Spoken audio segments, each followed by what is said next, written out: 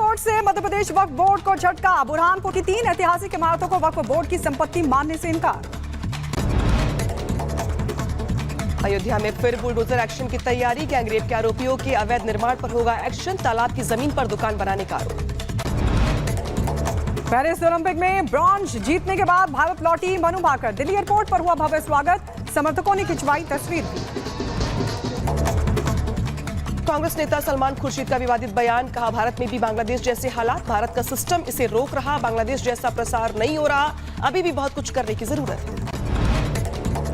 सलमान खुर्शीद के बयान पर बीजेपी का पलटवार। कहा, लोगों को भड़काने की कोशिश कर रही है कांग्रेस। भारत में भी उपद्रव फैलाने की साजिश।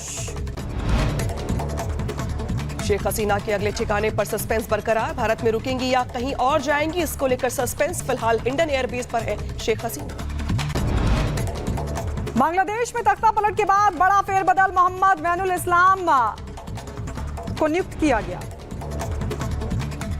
बांग्लादेश में सियासी हत्याओं का दौर जारी। आवामी लीग के 20 नेताओं के मिले शव। अब तक करीब 29 लोगों की मौत। जम्मू कश्मीर विधानसभा चुनाव लड़ने के लिए वरिष्ठ पुलिस अधिकारी मोहन लाल ने दिया इस्तीफा। बीजेपी के संपर्क में है एसएसपी मोहन लाल। उधर यूपी के देवरिया में स्कूल में फूड पॉइजनिंग का मामला। 80 बच्चे बीमार पड़े। बीजेपी विधायक और क्षेत्रीय विधायक अस्पताल में जाकर जाना बच्चों का हाल, दिया मदद का भरोसा। उत्तर प्रदेश के कन्नौज में थूक मसाज का वीडियो आया सामने। सैलून में ग्राहक के चेहरे पर थूक लगाकर मसाज करता दिखाई दिया सैलून कर्मचारी। उधर यूपी के बिजनौर में रफ्तार का कहर देखने को मिला। ट्रैक्टर ट्रॉली को ट्रक ने मारी टक्कर। हादसे में 20 से ज्यादा लोग घायल। घटना का सीसीटीवी आया सामने। उत्तर प्रदेश के सहारनपुर में पुलिस और बदमाशों के बीच हुई मुठभेड़। चेकिंग के दौरान बदमाशों ने की फायरिंग। जवाबी कार्रवाई में एक बदमाश हुआ जख्मी। दूसरा बदमाश मौके से फरार।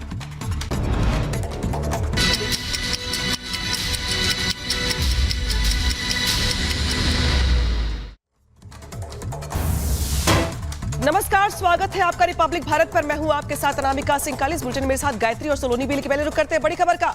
बांग्लादेश को लेकर सलमान खुर्शीद ने जो बयान दिया था, उस पर उन्होंने कहा है दरअसल कि वो उनका निजी बयान था, निजी कार्यक्रम में दिया था।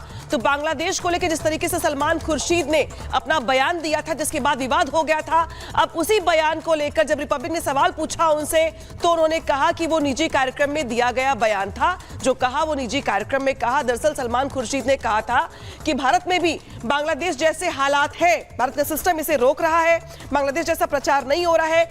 देखने में सब कुछ सामान्य लग रहा है। क्या कुछ कहा गया था उनकी ओर, सब क्या सफाई दी जा रही है, जरा सुन लीजिए। What do you have to say about his your own party has distanced itself. No. Your own party has distanced itself from your comment. What do you have to say? Please ask my party. Do you think a comment like this? Why did you make a comment like this? Don't you think it undermines the image of your own country? What you're undermining is my freedom not to say something. You have to be. If you made such a comment in a public platform, You should not be going anywhere to people that you abuse all the time. Please. Salman ji, you made a comment about your country like this in a public platform. What do you have to say about this? I say whatever I say in public, never in private.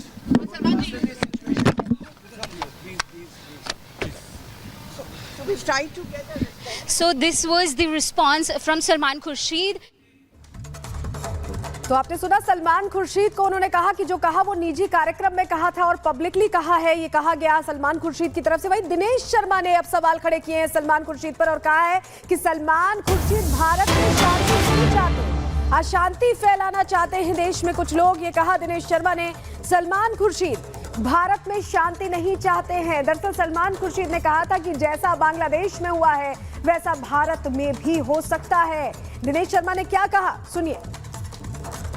Salman साहब सलामत हैं भारतवर्ष में, क्योंकि भारत में हिंदू बहुसंख्यक है और धर्मनिरपेक्ष राज्य है।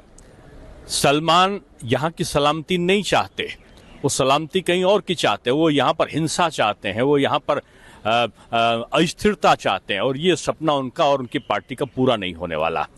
ये सलमान साहब सलामत हैं भारतवर्ष में, क्योंकि भारत में हिंदू बहुसंख्यक है और धर्मनिरपेक्ष राज्य है। सलमान यहाँ की सलामती नहीं चाहते, वो सलामती कहीं और की चाहते हैं, वो यहाँ पर हिंसा चाहते हैं, वो यहाँ पर अस्थिरता चाहते हैं, और ये सपना उनका और उनकी पार्टी का पूरा नहीं होने वाला। कांग्रेस के कुछ नेता, सलमान खुर्शीद जैसे नेता, कहते हैं कि जो बांग्लादेश में हुआ वो भारत में भी हो सकता है। ये इकलौते ऐसे नेता नहीं है। संजय राउत हो, महबूबा मुफ्ती की बेटी हो, ये अनेकों प्रकार के लोग चाह रहे हैं कि भारत में भी वही हो जो बांग्लादेश में हुआ।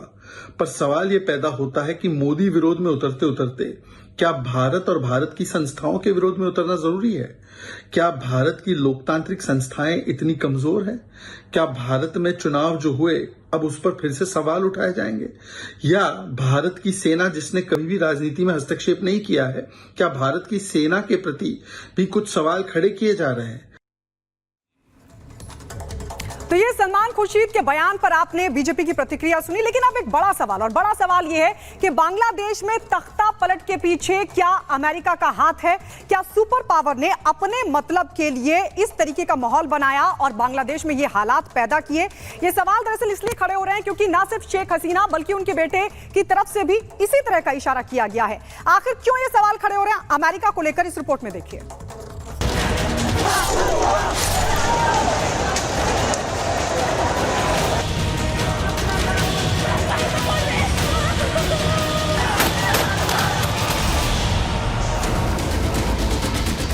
आरक्षण, आंदोलन, हिंसा, इस्तीफा। पिछले 2 महीनों से बांग्लादेश में यही तो चल रहा है। 2 दिन पहले बांग्लादेश छोड़ चुकी शेख हसीना फिलहाल भारत में शरण लिए हुए हैं, लेकिन उनका भविष्य क्या होगा कोई नहीं जानता। भीड़ तंत्र ने लोकतंत्र की जिस तरह से हत्या की, उसके पीछे कई थ्योरी सामने आई है।